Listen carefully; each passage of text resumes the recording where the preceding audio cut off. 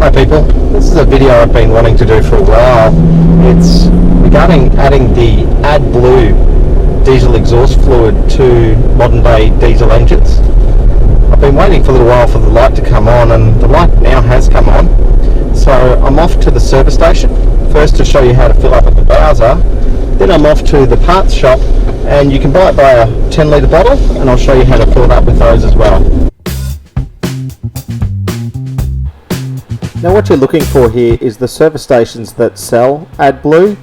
They generally promote it quite well. You're just looking for the Bowsers that dispense the AdBlue. Now it's important here to note that the AdBlue product does not mix with your diesel. It does have its own separate tank. Be sure to take the cap off your AdBlue tank and use the Bowser as you would regularly use the Bowser. The nozzle just fits into the tank, you squeeze the trigger, and it begins to fill up. Most AdBlue tanks on a typical size car are only around about that 10 to 20 litres, so it's not going to take much to fill it up. Once you're done, just hang the Bowser back up and put the cap back on. It's as simple as that. The other option you have is just heading down to your local parts store. Give them a call beforehand to make sure they stock it. Not all places stock the AdBlue products, but you can buy it in 10 litre containers or 1.5 litre bottles. Using the AdBlue product from the bottle is a fairly straightforward process. They come with a nozzle or a spout of sorts, which just screws into the top where the cap was. Once this is screwed in, you can then take it to the vehicle and begin filling. Just again, it's a simple matter of taking the cap off the AdBlue tank, inserting the nozzle, and beginning to pour. I found that buying it in these containers was about 3 times the price from buying it at the Bowser, but I do guess it has the convenience if you're nowhere near a service station that sells the AdBlue products. Once you're finished, it's just a matter of putting the cap back on, closing the fuel door, and you're ready to go again.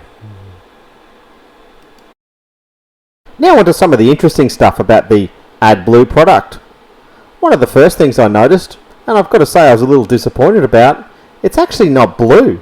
The cap is, but the actual liquid itself, it's totally clear. Now the AdBlue product consists of around about 30% urea and around about 70% purified water.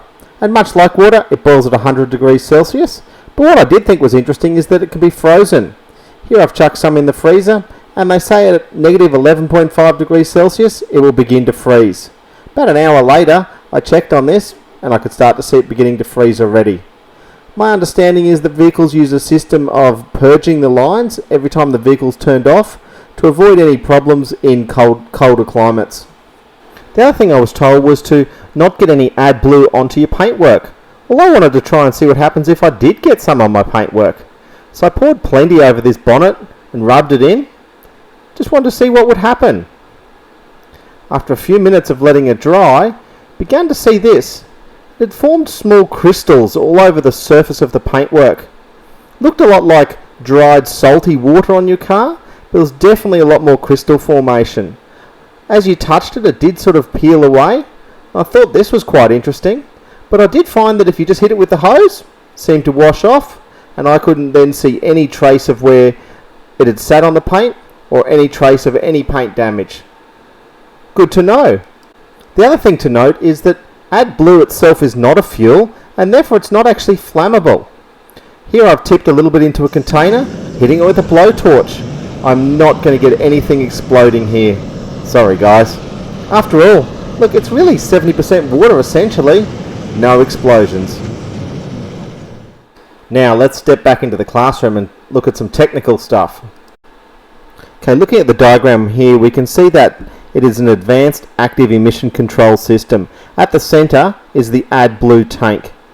This obviously has a control unit that releases some of the AdBlue and injects it into the stream of the exhaust gases.